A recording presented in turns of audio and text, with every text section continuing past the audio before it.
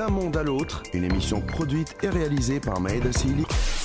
Chers auditeurs, bonjour et bienvenue sur RTCI. Vous écoutez D'un monde à l'autre. Ravi de vous retrouver pour ce nouveau numéro, un numéro spécial 14 janvier. Nous célébrons le 7e anniversaire de la révolution de la liberté et de la dignité, l'anniversaire de la chute de la dictature en Tunisie. Nous allons en parler dans D'un monde à l'autre aujourd'hui avec notre invité, professeur Ahmed Driss, universitaire et directeur de l'école politique de Tunis, qui va nous faire le bilan à l'occasion de cet anniversaire, les hauts et les bas que les Tunisiens ont vécu. Nous vous proposons aussi de retrouver le témoignage de la blogueuse Lina Benmhani qui nous a accordé une interview il y a quelques temps, une interview dans laquelle elle revient justement sur cette journée du 14 janvier. Et puis nous terminerons avec un slammer, Mehdi Kantaoui, qui viendra nous interpréter l'heure de la révolution. Nous commençons tout de suite avec notre invité.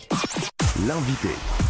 Notre invité aujourd'hui est professeur Ahmed Driss, directeur de l'école politique de Tunis. Nous allons faire avec lui le bilan de ces 7 ans post-révolution, des années qui ont connu des hauts et des bas, des élections, des assassinats politiques, des crises économiques, mais aussi un prix Nobel pour la paix. On fait le point avec vous aujourd'hui, professeur Ahmed Driss. Alors c'est un anniversaire qui se fait quand même sous fond de protestation, de contestation. On a l'impression que ça devient récurrent tous les mois de janvier. Est-ce que vous pensez que ça risque de s'amplifier, de dégénérer, ou est-ce qu'il y a des mesures qui peuvent être prises pour adoucir un petit peu ces tensions? Oui, il faut dire aussi que ce sont des contestations qui se sont fait attendre, puisque depuis la Révolution, la majeure partie du peuple tunisien ne cessait pas de faire des sacrifices. Et qu'à la fin, on ne peut plus demander au peuple de faire des sacrifices sans s'attendre à une réaction pareille. Ce sont des contestations qui sont attendues, qui ne surprennent personne. Et je pense que le gouvernement et toute la classe politique s'attendaient aussi que ce janvier en particulier soit un janvier très chaud. Et voilà que ça commence déjà par des contestations qui sont assez importantes. C'est arrivé presque à Tunis. Ça risque fortement de dégénérer. Donc il faut des mesures urgentes. Peut-être qu'une des mesures urgentes, c'est de dire aussi au peuple que ces sacrifices s'arrêtaient aujourd'hui avant demain et que certaines mesures de loi de finances essentiellement peuvent être suspendues ou revues ou avec la promesse d'être revues dans un court laps de temps. Est-ce que vous pensez que le gouvernement va faire ce pas justement pour apaiser? Peut-être que le gouvernement aujourd'hui est sous pression, qu'il a l'option violente en utilisant la force pour arrêter les contestations et arrêter les contestataires, mais ça risque aussi d'être encore plus grave et de dégénérer encore plus, ou jouer la carte de la souplesse, faire des promesses qui pourraient être tenues, non pas des promesses impossibles à tenir, mais certaines mesures qui pourraient peut-être donner l'espoir à une large majorité de la population qui souffre déjà depuis des années et que avec la dérive du dinar tunisien, avec les mesures prises dans la loi de finances de 2018, qui quand même ne laissent pas trop le choix, sauf de contester et sauf de faire peut-être entendre sa voix. Et donc pour revenir à ce 7e anniversaire, c'est vrai qu'il s'est passé tellement de choses en ces 7 ans, des choses positives comme des choses négatives sur tous les plans, mais on va commencer justement par le côté économique parce que ce qui préoccupe le Tunisien en premier lieu aujourd'hui, et c'est vrai que ces contestations en sont la preuve avec la cherté de la vie, avec la dépréciation du dinar, la chute du pouvoir d'achat du Tunisien. Donc est-ce qu'on peut dire que la crise économique, c'est ce qui a marqué le plus ces 7 ans post-révolution? Absolument. Donc il est parfaitement clair que la crise économique, c'est une crise, une crise c'est généralement une crise conjoncturelle qui passe très vite lorsqu'on prend les mesures nécessaires. Là, ça a l'air de devenir quand même une crise structurelle puisque les éléments même de l'économie tunisienne sont touchés et qu'il faudrait peut-être même une décennie peut-être pour pouvoir retrouver la marche normale d'une économie qui fonctionne normalement. Donc peut-être c'est le point le plus sombre de ces années. C'est lié à plusieurs facteurs. Ce n'est pas un ou deux facteurs, ce n'est pas une décision du gouvernement qui a peut-être fait décroître l'économie tunisienne, mais c'est plutôt plusieurs facteurs. C'est un faisceau d'acteurs qui a fait que l'économie se retrouve aujourd'hui dans l'état où elle est. Mais une fois encore, les premières années de la Révolution ont été très difficiles. Les premiers gouvernements successifs ont vite succombé à la pression, à la contestation de la population, ce qui a donc très vite donné un cumul de mauvaises décisions et puis un cumul de mauvaises situations aussi, qui font qu'aujourd'hui l'économie tunisienne souffre beaucoup. et que ça nécessitera un effort extraordinaire pour pouvoir la sortir de cette crise. Et donc la situation actuelle, elle est liée à ça aussi. Oui. Alors vous avez parlé de gouvernements successifs, d'un point de vue politique aussi. Il y a eu un grand changement, on parle de pluralité aussi. Depuis la Révolution, il y a eu des élections et ça aussi c'était historique. En ces 7 ans post-Révolution, on a eu quand même les premières élections libres, démocratiques de l'histoire du pays et je crois que c'est très important. Absolument, c'est un des points positifs, disons, de ces années de la Révolution. Le pluralisme politique, l'alternance ou une forme d'alternance, les libertés politiques qui se sont exercées mais à plein régime, des élections qui ont été consacrées mondialement telles que des élections qui étaient libres, transparentes et démocratiques. Mais ceci reste quand même, à mon avis, un peu mitigé parce qu'il ne suffit pas d'avoir un environnement de pluralisme et un environnement de liberté. Mais il faut aussi que les acteurs politiques comprennent qu'ils doivent convaincre la population qu'ils sont sur la bonne voie. Et que parfois, le positionnement des acteurs politiques, parfois la recherche du profit immédiat, parfois les compromis qui ne sont pas de véritables compromis, mais des fabrications qui ne donnent que ce qui est illusoire et qui est quelque chose d'ambigu qui n'est pas comprise par la population. D'où donc il y a un certain méfie de la prudence de la part de la population, certaine défiance parfois par rapport aux acteurs politiques qui ne sont pas capables de montrer qu'ils sont sur la bonne voie. Et donc c'est vrai que aujourd'hui nous vivons dans un climat de liberté inégalé dans le passé. Jamais le peuple tunisien n'a pu vivre dans ce cadre de liberté, ni avant l'indépendance, ni lors de la phase de la construction de l'État tunisien, ni bien sûr sous la dictature. Donc aujourd'hui on vit cette phase de liberté, mais en même temps on a l'impression que ce que nous avons, nous risquons de le perdre si les acteurs politiques ne modifient pas en quelque sorte leur comportement, qui ne fait que croître l'absence de confiance de la population vis-à-vis du politique. Et donc demain, nous risquons d'avoir des élections totalement désertées par la population ou boycottées par la population, ce qui risque de délégitimer tout le processus et risque aussi de ne plus avoir cette confiance dans des élections démocratiques. Cette absence de confiance et cette prudence, est-ce qu'on ne la touche pas plus chez les jeunes, professeur Ahmed Driss, qui étaient au premier rang de cette révolution depuis le mois de décembre en 2010 jusqu'au mois de janvier, qui aspiraient à la liberté, à de meilleures opportunités, qui revendiquaient le droit au travail, à la parole, à l'expression, à la participation politique, surtout à la participation à la chose publique. Et ces jeunes qu'on n'a pas vus après, c'est vrai, même si aujourd'hui nous avons une formation gouvernementale où il y a des jeunes, qui est présidée aussi par un chef de gouvernement jeune, mais on ne les voit pas beaucoup, ces jeunes, et on a l'impression qu'il y a une déception ou peut-être même un désenchantement aujourd'hui. Absolument. Donc le taux de participation des jeunes aux deux élections, celle de 2011 et de 2014, était un taux très, très faible, qui risque encore d'être plus faible lors des prochaines échéances. Nous allons certainement le voir pendant les élections municipales. Les jeunes se sentent aussi abandonnés et donc ils n'ont pas trouvé une bonne oreille, disons, après la Révolution. Ils avaient des revendications et ces revendications n'ont pas été du tout. Il faut relativiser aussi. Parfois, il y a certaines décisions qui ont pour objectif de répondre à certains besoins des jeunes, mais les jeunes ou une partie des jeunes se considèrent comme abandonnés. Il y a une jeunesse, bien sûr, qui fait de la politique, qui essaie de s'attacher et qui peut-être pense que c'est en participant que les choses changeront. Mais la majorité, c'est les chiffres qui le disent, se sentent abandonnés et c'est cet abandon qui fait qu'ils ne participent pas.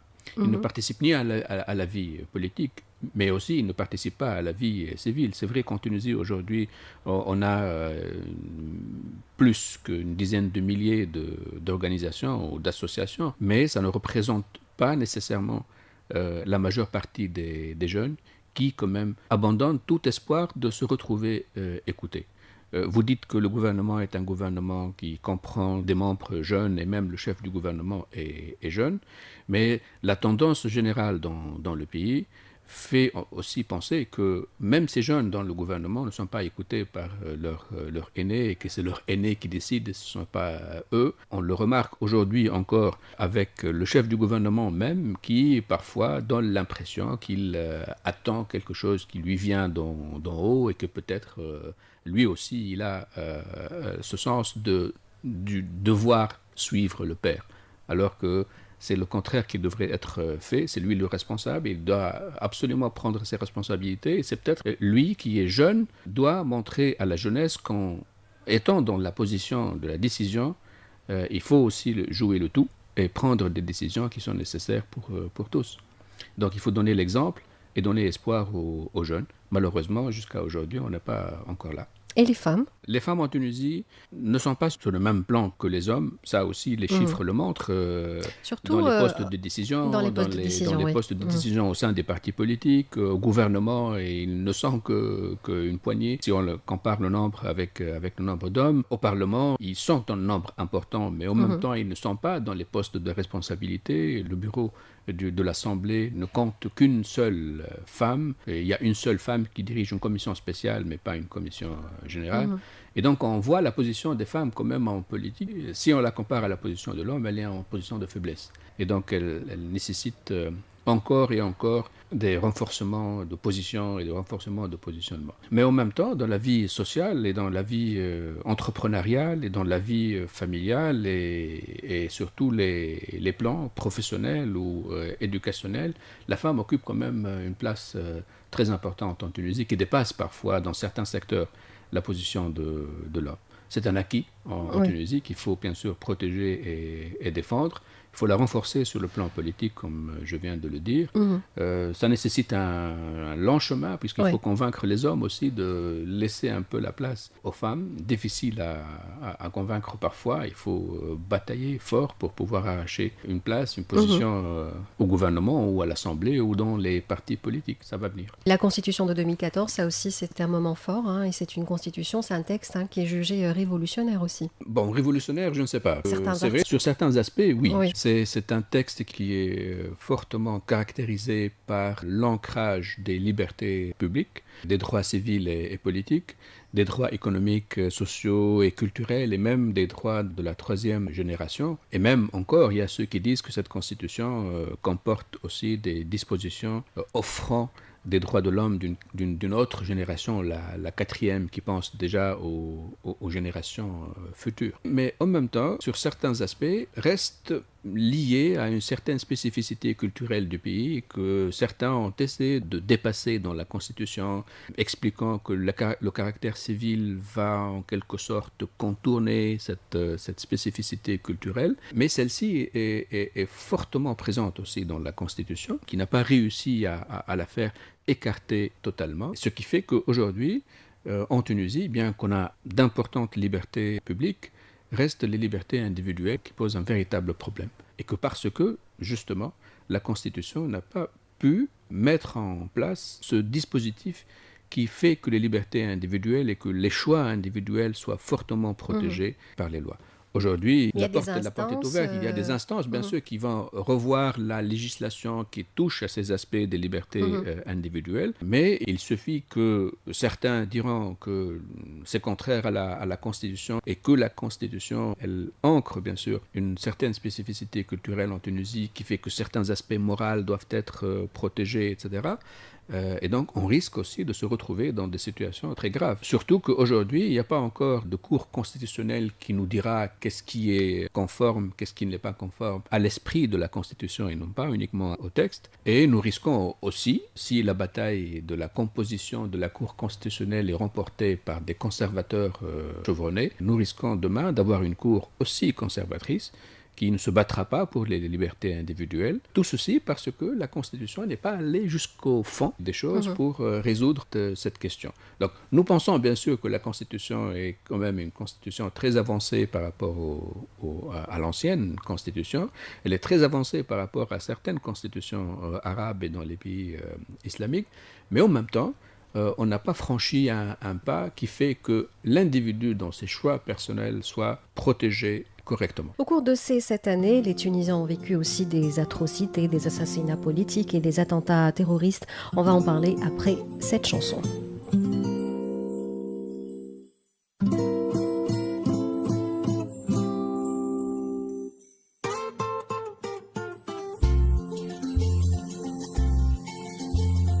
ماشي من بلاد لبلاد في قلبه الساد والسواد معبي بمحبة الخضراء معبي بمحبة العباد يسمع هموم الزوالي ويهز دين البطال يغني له غناية الخضراء يغني له غناية الأبطال نسمع فيه يغني يغني ويعلي بالصوت يغني بابا حياك حياك بابا حياك نسمع فيه يغني يغني ويعلي بالصوت يغني بابا حياك حياك بابا حياك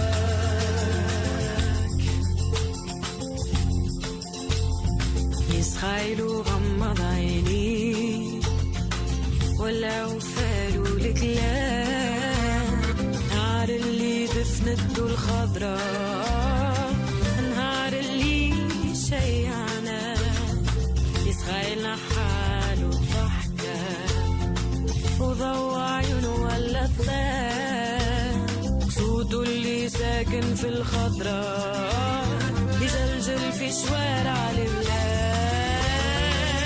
نسمع فيه يغني يغني ويعلي بالصوت يغني بابا حياك حياك بابا حياك نسمع فيه يغني يغني ويعلي بالصوت يغني بابا حياك حياك بابا حياك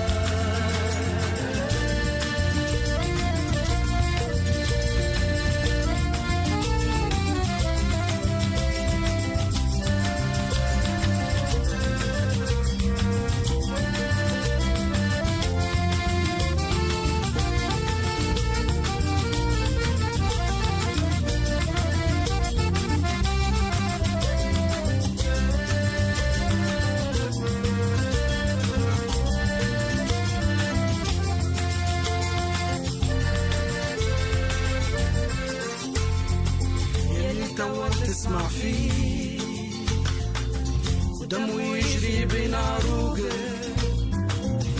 يلي تحب تراب الخضراء امسح دموعك يزيد هز راسك وكمل شمر ذراعك ويديك عضوة أرضك ترجع خضراء غنيها ويغني معاك نسمع فيه يغني يغني ويعلي بالصوت يغني بابا حياك حياك بابا حياك نسمع فيه يغني يغني ويعلي بالصوت. Et c'était Yasser Jradi et Najat Tounis dans Nesma Fi Rani, une chanson que l'artiste et compositeur Yasser Jradi a écrit à la mémoire de Chokri Belaïd et que nous diffusons aujourd'hui à la mémoire de tous les martyrs de la Tunisie. D'un monde à l'autre. Retour à notre invité de D'un monde à l'autre aujourd'hui, professeur Ahmed Driss, universitaire et directeur de l'école politique de Tunis. Je rappelle que nous faisons le bilan des 7 ans de la révolution tunisienne. Les assassinats politiques, professeur Ahmed Driss, alors ça c'était nouveau en Tunisie. Pas tout à fait, hein. À la fin des années 50 et tout juste avant l'indépendance, l'indépendance totale, c'est-à-dire la Tunisie a connu aussi un assassinat politique. Salah Benousf a été peut-être l'un des premiers, puisque aussi sous le protectorat, il y avait aussi des assassinats assassinats politiques, non pas de la part du protectorat ou de la force française, mais entre Tunisiens. Donc, disons que ce n'est pas quelque chose qui est nouvel en Tunisie, mais c'est nouveau par rapport à l'environnement dans lequel nous vivons. Rien ne prédisait que pendant cette période, les premières années de la Révolution, des assassinats politiques de la sorte allaient se punir. Mais disons ceci, il faut aussi dire que c'était des assassinats, mais aussi il y a eu comme un sacrifice de la part des martyrs, à la fois Chokri Belaïd et Mohamed Brahmi. Et c'est peut-être ce sacrifice qui a fait que les choses ont très vite avancé après. Je ne dirais pas que peut-être sans l'assassinat de Mohamed Brahmi, la Constitution n'aurait pas été adoptée. Mais je dirais que sans l'assassinat de Mohamed Brahmi, peut-être qu'il aurait fallu 2 ou 3 ans encore de débats inutiles. Et c'est peut-être la crise qui a été créée suite à cet assassinat qui a fait débloquer le processus constitutionnel. Bien sûr, on ne dit pas qu'il aurait fallu que cet assassinat ait lieu pour que les choses se débloquent, mais c'est ainsi. Oui. C'est cet assassinat qui a fait débloquer les choses. Bon, maintenant, la question reste entière quand même, parce qu'on ne peut pas dire qu'il y a eu assassinat et qu'il y a eu ce sacrifice et que puis il y a eu dénouement de la crise constitutionnelle et c'est tout. C'est l'État qui est engagé, c'est sa responsabilité de nous dire aujourd'hui qui a assassiné feu Mohamed Brahmi et le martyr Chokri Belaïd. Et dans l'absence d'éléments de réponse venant de l'État, rien ne sera résolu pour le futur. C'est-à-dire que peut-être il y aurait encore des assassinats politiques dans le futur, puisque l'État n'a pas montré qu'il est responsable de trouver des éléments de réponse clairs, nets, et qui donneront satisfaction à ceux qui cherchent à trouver la vérité. Le terrorisme aussi, on en a connu de toutes les couleurs. Alors non seulement on a connu des attentats atroces, mais en plus nous avons, entre guillemets, envoyé le plus grand arsenal à Daesh. Pourquoi vous expliquez ceci, professeur Ahmed Driss ? C'est le processus transitionnel qui fait que... Par plusieurs facteurs. À un certain moment, la faiblesse de l'État, qui explique une partie, donc l'avènement du terrorisme. Il y a aussi certains acteurs politiques qui, de par leur discours, de par leur comportement, peut-être intentionnellement ou non, ont facilité aussi l'avènement du terrorisme. Il y a aussi les réactions par rapport à l'État lui-même. Certaines personnes trouvent que l'État-nation tel que nous le connaissons aujourd'hui en Tunisie ne répond pas à leurs besoins et donc ils cherchent à appartenir à d'autres entités encore plus grandes ou qui se basent sur d'autres idéologies. Donc plusieurs facteurs peuvent l'expliquer. Mais disons qu'il faut dissocier 2 phénomènes. Le phénomène des gens qui sont partis pour combattre ailleurs et parce qu'ils considèrent que ça fait partie de ce qu'ils considèrent comme djihad et donc c'est un aspect de la chose. L'autre aspect, c'est le terrorisme qui se passe sur notre territoire, qui est différent, disons. Mais en quoi c'est différent ? Parce que les raisons ne sont pas les mêmes. Le terrorisme chez nous, le terrorisme qui se passe sur notre territoire, n'a pas pour objectif premier de créer des entités politiques, mais de toucher au fondement de l'entité politique existante. Ce n'est que l'expression peut-être parfois d'un mécontentement, parfois d'une frustration, parfois de la volonté de mettre en place une idéologie ou de la voir croître sur notre territoire. Et donc, c'est ce qui fait que les terroristes s'attaquent aux bases, aux fondements de l'État.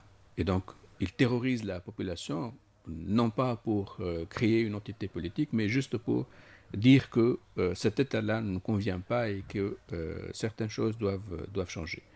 Ceux qui partent pour le djihad ou pour combattre, disons, je n'oserais même pas dire qu'ils partent pour le djihad, mais pour combattre, c'est pour aussi parfois vivre l'expérience du combat. Et pour du temps où Daesh existait et contrôlait de larges parties du territoire syrien et irakien, avec l'espérance aussi que cette entité se prolonge dans le temps. Bon, aujourd'hui, avec la fin de Daesh en tant que territoire, pas la fin de Daesh en tant qu'idéologie, les combattants certainement voudront chercher un lieu où ils referont Daesh territoire encore une fois. Et à ce moment-là, la jonction avec ceux qui terrorisent la population en Tunisie devrait être très dangereuses et parfois fatales. Je garde le meilleur pour la fin. Alors, le prix Nobel de la paix qui a été accordé à la Tunisie, à la société civile tunisienne, on peut dire que c'était une sorte de bouffée d'oxygène au cours de ces 7 dernières années. Oui, moi je fais partie de ceux qui pensent que le prix Nobel aurait été peut-être mieux attribué au peuple tunisien. Parce que c'est le peuple tunisien qui a eu le génie de favoriser une société civile forte, mais aussi des acteurs politiques capables d'atteindre un compromis. C'est vrai que le prix Nobel a été décerné à la société civile qui a en quelque sorte modéré le dialogue politique. Mais le dialogue politique était essentiellement entre les acteurs qui ont fait du compromis, qui ont accepté de faire ce compromis, qui parfois ont accepté de faire des sacrifices et qui ont fait aboutir le dialogue à un couronnement d'un processus constitutionnel et politique avec le succès que nous connaissons. Donc la société civile est importante, oui, mais il ne faut pas négliger aussi le rôle des acteurs qui ont bien voulu jouer le jeu et qui ont fait le dialogue et qui ont réussi le compromis. Donc il aurait été peut-être pour moi mieux de décerner le Nobel au peuple tunisien tout entier. Oui. Et finalement, donc, pour résumer, professeur Ahmed Dadris, quels sont aujourd'hui, selon vous, les principaux, je ne dirais pas vers où se dirige le pays, mais je vous demanderai peut-être les principaux défis de la Tunisie aujourd'hui, surtout que nous avons une année électorale. D'abord un défi politique, parce qu'il faut de toutes les façons réussir les élections municipales. Les élections municipales se préparent aujourd'hui, il ne suffit pas de dire que voilà, la date est là, il faut que tous les acteurs soient prêts aussi pour jouer le jeu, et pour jouer le jeu d'une manière démocratique. Aujourd'hui, tous les acteurs politiques doivent accepter le fait qu'ils soient prêts ou pas à aller vers les élections, à ne pas les compromettre par des positions qui mettront en péril tout le processus en Tunisie. Si les élections municipales ne soient pas des élections réussies à la fois par le taux de participation, par les alliances ou les politiques qui vont se faire, par l'acceptation des règles du jeu dès le départ, par le renforcement des capacités de l'ESI, de ne pas la mettre à défiance à chaque fois. Donc tout ceci va contribuer à faire réussir le processus politique. Sans cela, les prochaines échéances aussi devraient être très difficiles. Si on ne réussit pas cette année les élections municipales, les élections législatives de l'année d'après, en 2019, risquent aussi d'être compromises, puisque les mêmes acteurs risquent de dire que nous ne sommes pas prêts et que nous n'allons pas peut-être aller vers des élections. L'autre défi, il reste quand même entier, c'est le défi économique. Avec les conditions avec lesquelles on commence l'année, ça va être déjà une année très difficile. La loi de finances pèse sur tout le monde, peut-être risque aussi de compromettre l'investissement, qui compromettra à son tour l'emploi, qui engendrera encore plus une crise sociale qui s'accumulera pour l'année d'après. Et donc, ça risque aussi d'être catastrophique sur ce plan. C'est malheureux de le dire de cette manière crue, mais c'est vrai que sans des décisions remèdes immédiates, parfois certains forces politiques qui demandent aujourd'hui à l'État de faire plus. Il faut dire aussi que parfois ils ont raison. Donc les zones qui ont été désertées par l'investissement avant la Révolution, qui continuent à être oubliées après la Révolution, sont peut-être la porte de secours. C'est de là où viendrait peut-être mettre fin à tous les maux de la Tunisie si on contribue plus, si on investit plus dans ces zones défavorisées. Donc il faudrait peut-être les mettre à l'échelle des priorités et cesser de répondre au jour le jour à des demandes qui font éloigner encore plus la perspective de sortie de crise. Professeur Ahmed Dadris, universitaire et directeur de l'école politique de Tunis, je vous remercie. Merci beaucoup. D'un monde à l'autre. On poursuit avec une chanson, la chanson Enti Sout du collectif Enti Sout, une chanson enregistrée en 2011. C'était pour inciter les jeunes à aller voter.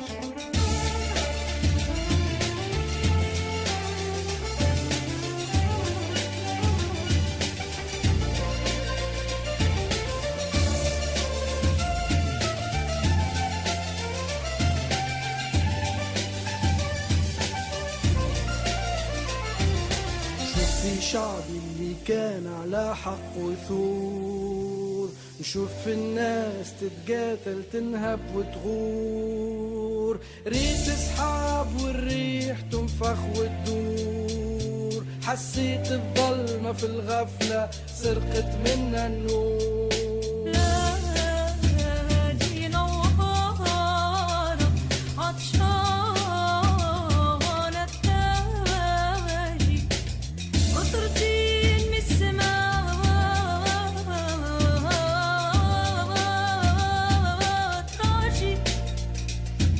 بالفازن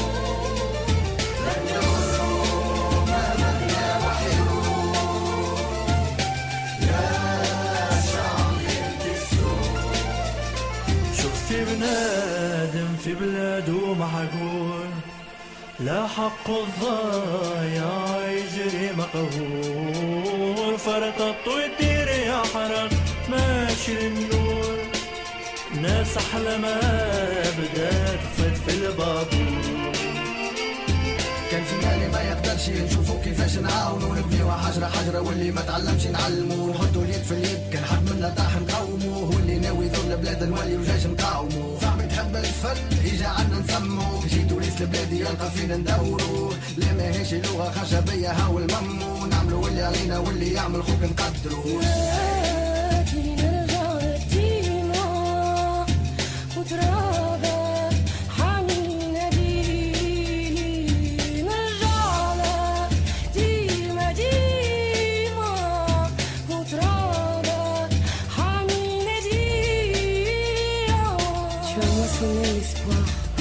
Grand fut le vertige de ta passion, puissant sera celui de ta décision, et l'alarme de ton cœur derrière tes dents.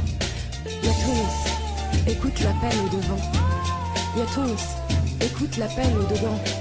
Yatouns, écoute l'appel au devant.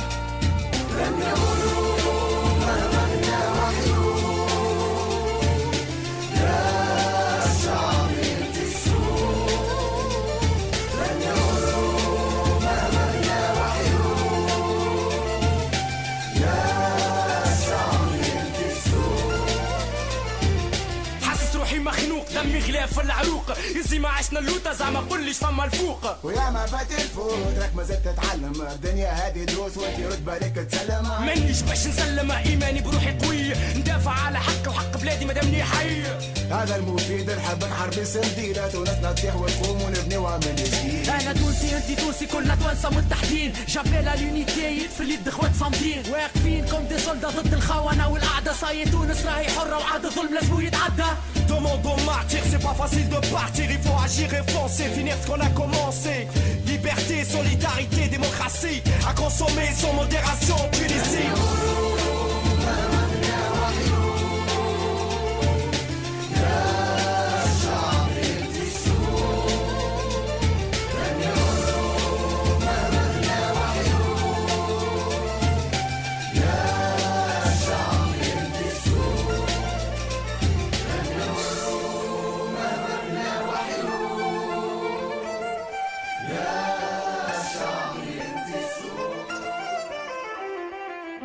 Voilà une chanson qui réunit plusieurs voix de la nouvelle scène musicale en Tunisie. Une chanson qui a été enregistrée en 2011, au lendemain de la Révolution. Il y a 7 ans, les Tunisiens ont destitué une dictature en place depuis 23 ans. C'est à Sidi Bouzid que tout a commencé. Des manifestations menées en protestation contre le chômage, la corruption et la répression policière sont parties de la ville et se sont étendues à tout le pays malgré la répression. Elles ont débuté le 17 décembre en 2010 après l'immolation par le feu d'un jeune vendeur ambulant de fruits et légumes, Mohamed Bouazizi, dont la marchandise avait été confisquée par les autorités. Les manifestations ont duré 4 semaines et se sont amplifiées par une grève générale provoquant la fuite de Ben Ali vers l'Arabie Saoudite le 14 janvier 2011.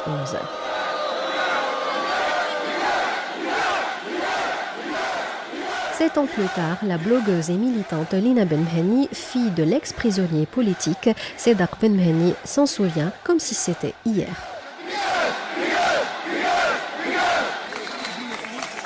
Alors, qu'est-ce que... J'ai les larmes aux yeux, je pourrais jamais oublier ces moments-là. La nuit d'avant, j'étais sur l'avenue Habib Bourguiba, donc quand les gens sont sortis pour applaudir Ben Ali, j'ai pas pu dormir de toute la nuit, donc je suivais un peu ce qui se passait sur les réseaux sociaux. Tout le matin, je me suis dirigée vers le local de l'UGTT parce que c'était le point de rencontre et on a marché jusqu'au ministère de l'Intérieur.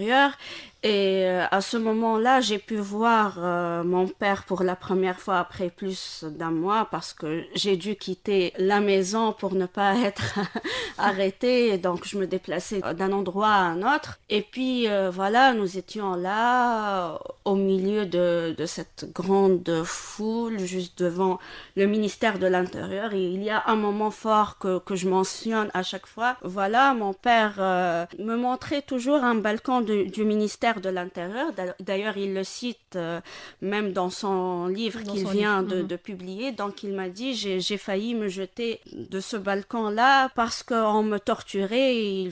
On voulait qu'on dénonce mes camarades et tout ça. Donc, j'ai pensé au suicide pour ne pas dénoncer les camarades. Donc, à chaque fois qu'on passait devant le ministère de l'Intérieur, il me répétait la même chose. Ce jour-là, il m'a dit, voilà, maintenant, j'ai fait mon deuil. Il m'a demandé de prendre le balcon en photo, chose qu'on ne pouvait pas faire avant d'ailleurs. Oui. Je me rappelle qu'à un certain moment, sous le régime de Ben Ali, j'ai écrit un texte où je parlais du comportement des Tunisiens quand ils passaient devant le ministère de l'Intérieur. Donc, ils baissaient la tête, ils essayaient de passer rapidement et tout ça. Donc, pour moi, c'était un moment très fort. Les gens qui criaient tous ensemble, dégage, dégage. J'étais soulagée à ce moment-là, après une nuit horrible.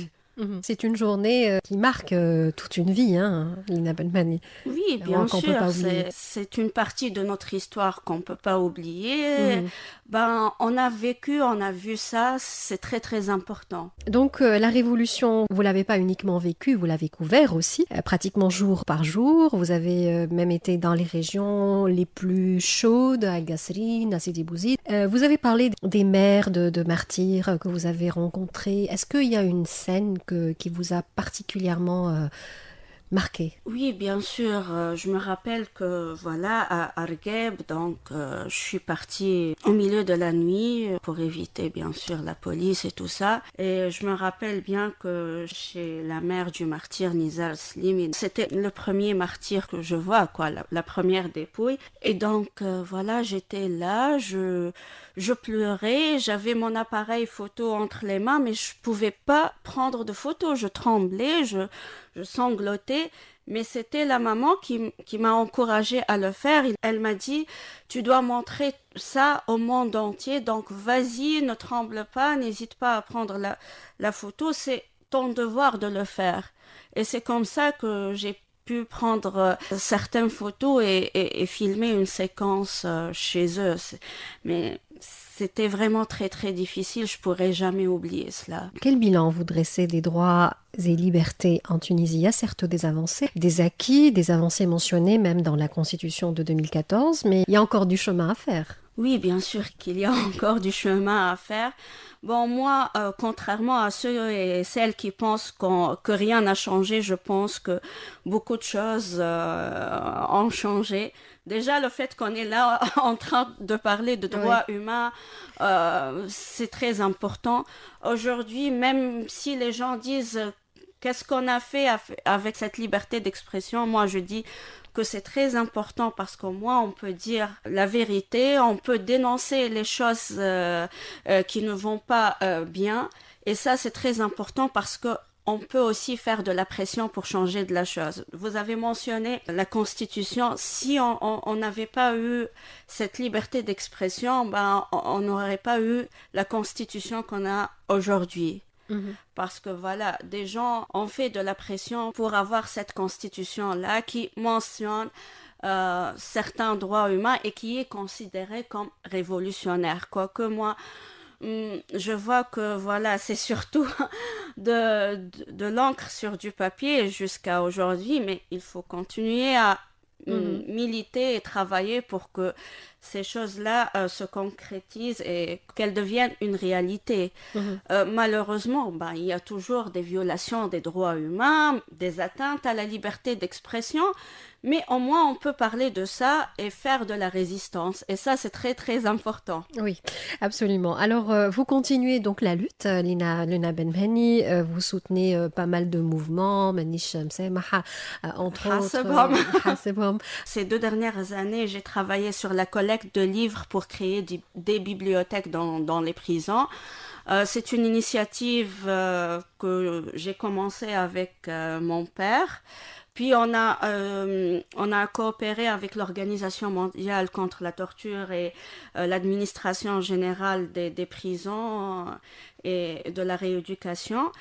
Donc jusque-là, on a collecté 30 000 livres. On a déjà distribué certains livres dans certaines prisons du Grand Tunis, du Sud, de Sidi Bouzid et de Kasserine, et on va continuer à faire ces distributions-là.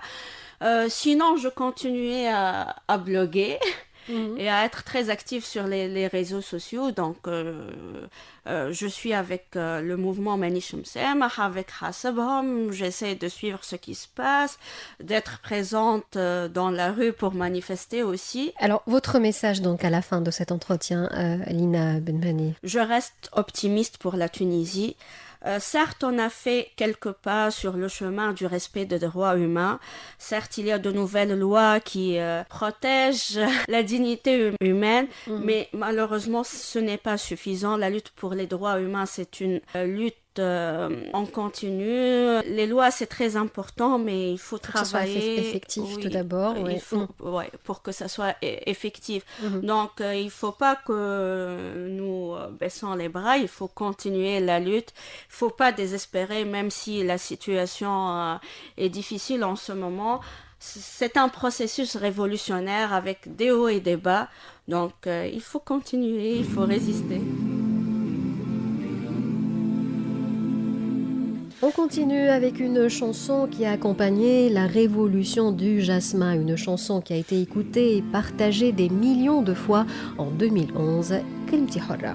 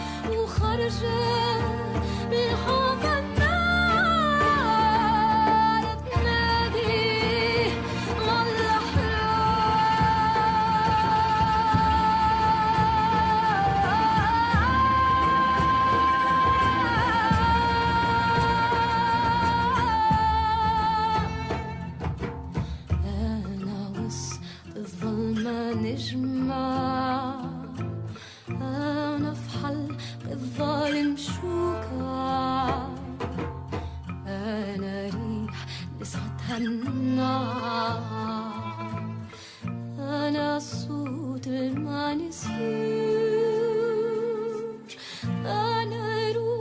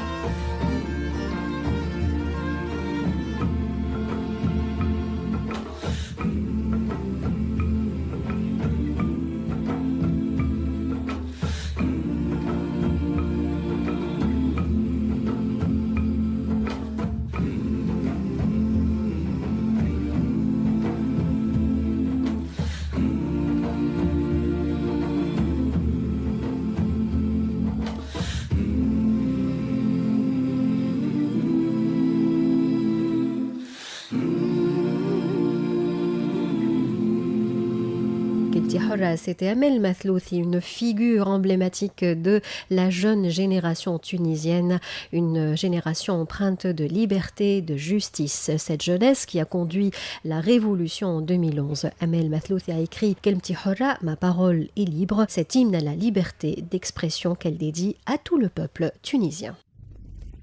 D'un monde à l'autre. Nous accueillons sans plus tarder notre deuxième invité, Mehdi Kantaoui, slammer. Mehdi Kantaoui, que les auditeurs d'RTCI connaissent à travers 4 saisons tourisme. Bonjour. Bonjour. Alors vous êtes là, Mehdi, pour nous présenter votre dernier slam intitulé L'heure de la révolution. Mais si vous vous présentiez tout d'abord aux auditeurs d'RTCI, parce qu'aujourd'hui vous allez porter une autre casquette, pas celle d'un chroniqueur, mais celle d'un slammer. Oui, absolument. Je m'appelle Mehdi Kantaoui. Je suis un jeune Tunisien. Je travaille dans le domaine de la communication digitale. Bien avant, j'étais dans le secteur du tourisme, ce qui explique la raison de mon passage à RTCI en tant que producteur et animateur de l'émission 4 saisons tourisme que vous venez de citer. J'aime la chanson française et j'écoute toujours RTCI. La poésie, c'est une passion pour moi. J'ai commencé à écrire depuis l'âge de l'adolescence. Disons, mon premier poème s'intitule « Déçu d'avoir aimé ». J'ai commencé par une déception. J'ai commencé à écrire des poèmes d'amour, puis j'ai essayé de varier un peu. J'ai écrit... des poèmes qui ont en relation avec la nature et avec la guerre. J'écris souvent lorsque ma situation se trouve problématique, alors j'essaie de m'évader un peu dans la nature pour m'isoler un peu. On parle de solitude recherchée, la solitude du poète. Donc c'est pour essayer de m'inspirer un peu et trouver les mots qui puissent exprimer ce que je ressens vraiment. Alors j'ai continué à écrire jusqu'à l'université. Et mon style d'écriture a évolué. Et je trouve que c'est normal, parce que nos perceptions changent en prenant de l'âge dans la vie.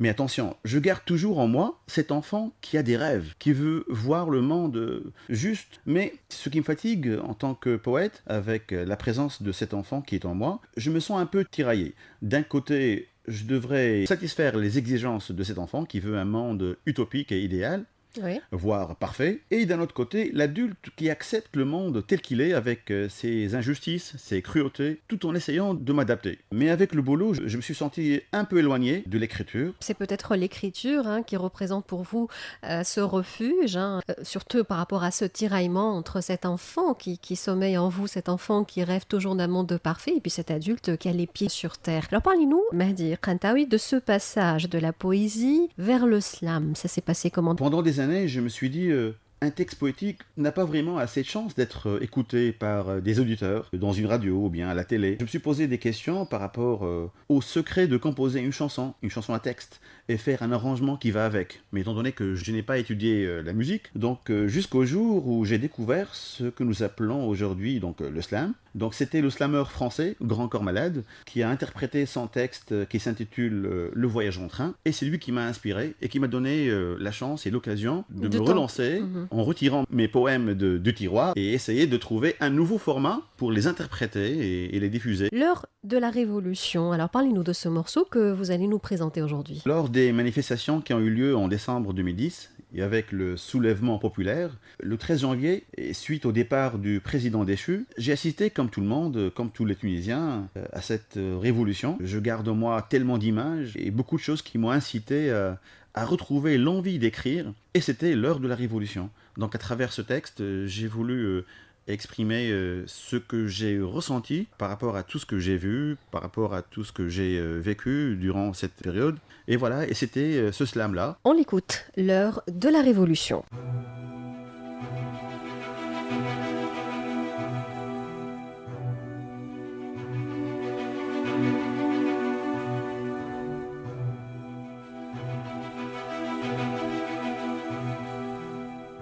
Je suis méditerranéen, musulman, africain, je suis arabe et maghrébin, je suis tunisien. Dans la rue et à la télé, j'ai vu des âmes qui courent et qui se bousculent, des ombres noires qui tirent du feu, frappant des jeunes courageux, des martyrs tombés morts, n'ayant pourtant pas tort, des mères qui pleuraient sur une terre brûlée. C'est ce qui m'a poussé à crier. À bas la dictature pour un avenir sain et pur. Laissez-moi respirer. Depuis des années, le régime n'arrêtait pas de m'étouffer. Laissez-moi parler. J'ai besoin de m'exprimer. Je suis un homme et je me battrai pour ma dignité. Arrêtez de me décourager. Il est temps de me révolter. Pour ce jeune homme immolé, n'ayant pas trouvé de quoi manger. À tout ce peuple opprimé, réclamant sa liberté. Laissez-moi faire entendre ma voix, criant haut et fort, réclamant nos droits. Soyons unis contre les corrompus. Levons-nous. Si on les voit grands, c'est parce qu'on est à genoux. Face aux ombres noires, restons le plus longtemps debout. Exposons nos corps face aux tirs. Le monde sera fier de nous. Tenons jusqu'au bout et nous remporterons notre révolution. Sacrifions-nous pour nos enfants et toutes les prochaines générations.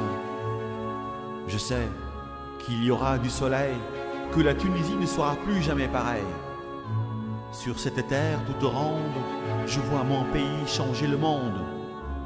J'ai écrit sur les murs avec du sang des messages et des slogans. Tout en étant fier et confiant, j'ai intégré les groupes des manifestants. Maintenant, je n'ai plus peur de la dictature et de sa terreur. Enfin, j'ai eu ma rage et j'ai crié « Dégage! Dégage! Dégage !»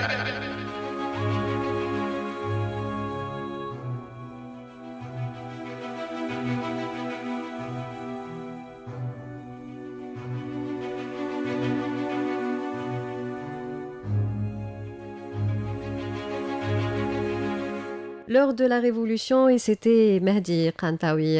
Je vous remercie. Merci. D'un monde à l'autre. Et c'est la fin de D'un monde à l'autre proposé par Maïeda Sili avec Lotfi Gadesha à la réalisation. Merci de nous avoir suivis. Je termine comme d'habitude avec une citation. Aujourd'hui, j'ai choisi pour vous une citation de Nelson Mandela. Être libre, ce n'est pas seulement se débarrasser de ses chaînes, c'est vivre d'une façon qui respecte et renforce la liberté des autres. Bonne suite de programme et à la semaine prochaine. D'un monde à l'autre, une émission produite et réalisée par Maïeda Sili.